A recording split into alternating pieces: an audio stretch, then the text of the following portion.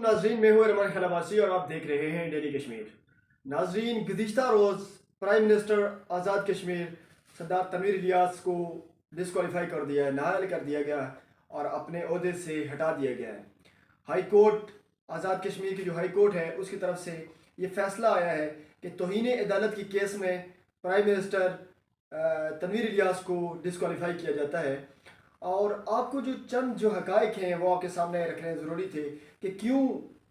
अदालत ने उनको क्यों नाअहल किया और किन पॉइंट्स पर नाअहल किया। सबसे पहले जो है आपको ये भी बता दूं कि अली अमीन गंडापुर का इस मामले से क्या तल्लक है और जो तनवीर इलियास जो है वो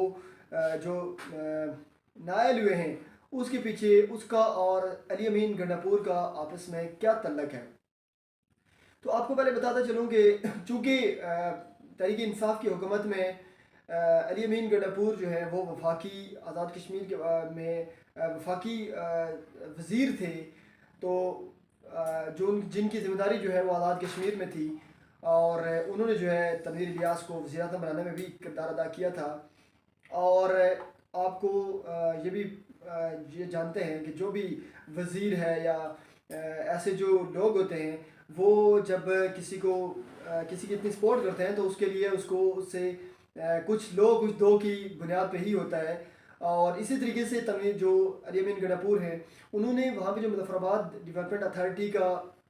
जो चेयरमैन था वो अज़हर गिलानी साहब उनको बना दिया था, अपनी साबदीद पे अपनी सिफारिश पे उन्हें बनाया गया था, जिस पे जो हाई कोर्ट आज़ाद कश्मीर है और उसने जो है वो नोटिस लिया था कि ये नहीं बन सकते क्योंकि इसमें इनको कोई एक्सपीरियंस नहीं है और इसके ये कैपेबल नहीं है और वो उस पर स्टे हो गया था। उसके बाद जो है आपने कुछ अर्सा पहले बल्कि कुछ माह पहले आपने एक खबर सुनी होगी कि तनवीर इलियास और अली अमीन गंडापुर के आपस में बहुत ज़्यादा तल्ख़कलामी हुई थी। बल्कि इस तरह से हुआ था कि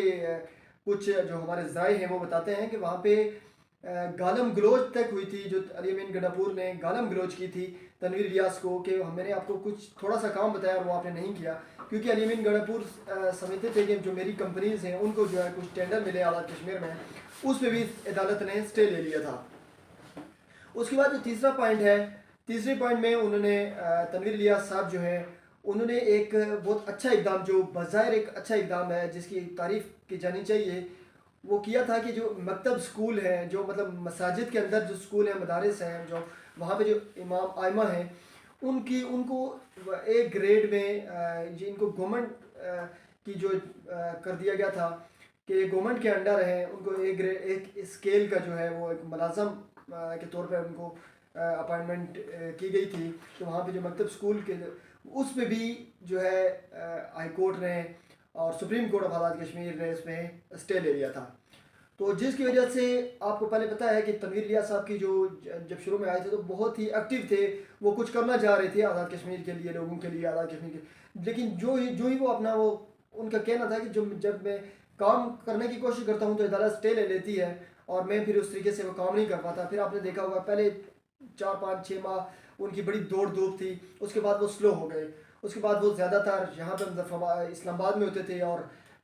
शायद माह में 1 माह में 2 माह में जाते थे, हेलीकॉप्टर में जाते और वहाँ पे कोई इजलास अटेंड कर लिया तो कर लिया। उसके बाद इनकी इतनी ज़्यादा उस तरह से तवज्जो नहीं नज़र आ रही थी, जिसकी वजह से उनके जो अपने वज़ीर हैं, मशीर हैं, वो नाराज़ थे। बहुत सारे लोग जो है हालिया दिनों में भी उन लोगों ने अपना ओहदे से इस्तीफ़ा दिया, उनकी बैड गवर्निंग जो है उसकी वजह से। और फिर जो है ये बताता चलूँ कि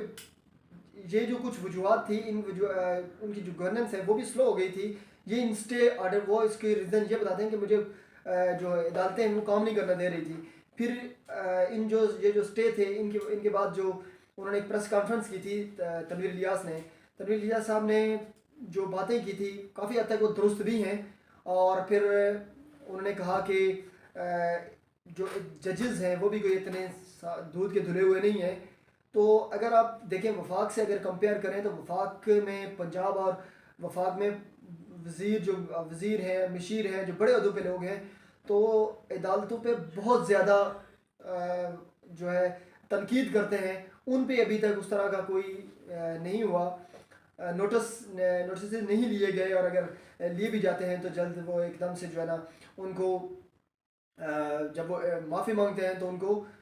नोटिस जो है वो कैंसिल भी हो जाते हैं। लेकिन तनवीर इलियास के मामले में ऐसा नहीं हुआ, और उनको जो है वो जब बुलाया गया अदालत में हाई कोर्ट की तरफ से, और हाई कोर्ट की तरफ से जब उनको कहा गया कि आप एक स्क्रीन लगा के उनको दिखाया गया कि इस स्क्रीन में आपने ये वीडियो क्लिप्स उनके चलाए गए कि आपने ये कहा, ये आप ही हैं, आपकी आवाज़ है, जिसमें तनवीर इलियास ने सारी एडमिट किए कि हाँ ये मेरे ही अल्फाज है, मैं ही हूँ। और उसके बाद उनको कहा गया कि ठीक है, आप सुप्रीम कोर्ट को दो दो हफ्ते दिए गए कि सुप्रीम कोर्ट की तरफ से कि आपको जो है ना वहाँ पे इस 2 हफ्तों में आपने अपने जवाब जमा करवाना है, तहरीरी जवाब जमा करवाना है। फिर वो जब वो सुप्रीम कोर्ट की तरफ गए, उसी दिन सुप्रीम कोर्ट की तरफ गए उससे रजू करने के लिए, तो जब वापस हाई कोर्ट की तरफ आए तो उनको उस टाइम तक वो डी नोटिफाई हो चुके थे, क्योंकि सुप्रीम कोर्ट में उनको सुना ही नहीं गया। ये जो कुछ कानूनी पेचीदगियाँ हैं, कानूनी जो झोल है, इसमें एक पैगाम तो बहरहाल दिया गया है इमरान खान साहब को भी कि एंटी इस्टेब्लिशमेंट आप अगर चलेंगे तो आपकी डोरें खींच दी जाएंगी। तो एक उनको थोड़ा सा एक मॉडल दिखाया गया है, एक उनको जो है एक नतीजे से, उनको नताइज से एक जो उनको दिखाया गया कि ऐसा हो सकता है और इससे भी ज़्यादा हो सकता है अगर आप इस्टेब्लिशमेंट के ख़िलाफ़ जाएंगे। तो अब आज़ाद कश्मीर की तरफ आएँ तो आज़ाद कश्मीर में अब जो सिचुएशन ऐसी बन गई है कि जो पीडीएम है वो अब बहुत एक्टिव है अब वज़ीर आज़म अपना लाने के लिए, क्योंकि पीपी की अक्सरियत है वो नून लीग के साथ मिल के, और फिर जो आज़ाद कश्मीर के तनवीर इलियास साहब के साथ जो नाराज़ लोग हैं तहरीक इंसाफ के, वो उनका एक जो ग्रुप है वो एक धड़ा उनको साथ मिलाकर वो अब चाह रहे हैं कि आज़ाद कश्मीर में पीपी का और पीडीएम का जो है वज़ीर आज़म लाया जाए। तो इसके लिए अब जो मेहनत जारी है, काफ़ी कोशिशें जारी हैं। तो अब आप देखेंगे कि हालिया दिनों में, कुछ दिनों के बाद, ईद के बाद आप देखेंगे कि एक पीडीएम की मूवमेंट जो है वो तेज़ी इख्तियार करेगी, और आपको हो सकता है कि आपको देखने को मिले कि ये पीपी का, पीपल्स पार्टी का जो है वो वज़ीर आज़म वहाँ पे आज़ाद कश्मीर में आपको मिले। तो इसी के साथ इजाज़त चाहूँगा। अल्लाह हाफ़िज़।